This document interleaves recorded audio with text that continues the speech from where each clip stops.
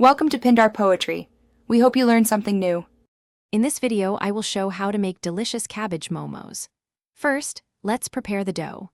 Combine 2 cups of all-purpose flour with 1/2 teaspoon of salt in a large bowl.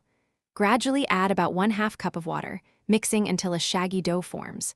Knead this dough for 5 to 7 minutes on a lightly floured surface until it becomes smooth and elastic.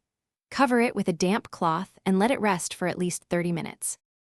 Now, let's create the flavorful cabbage filling. Finely chop about 3 cups of fresh green cabbage. In a bowl, combine the chopped cabbage with 1/4 cup of grated carrots and 1/4 cup of finely chopped onions. Stir in 1 tablespoon of minced ginger and 2 cloves of minced garlic.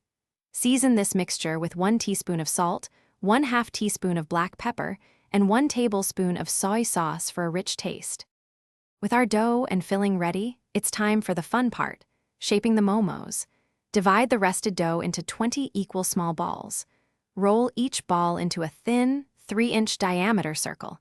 Place about 1 tablespoon of the cabbage filling in the center of each dough circle. Carefully bring the edges up and pinch them together, creating small pleats to seal the momo into its traditional shape.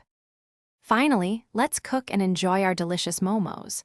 Arrange the shaped momos in a steamer basket, making sure to leave a little space between each one so they don't stick. Steam them over boiling water for 10 to 12 minutes, or until the dough appears translucent and the filling is cooked through. Serve these hot, fresh cabbage momos immediately with your favorite spicy dipping sauce for a truly satisfying meal. Thanks for watching. Consider subscribing if we helped you.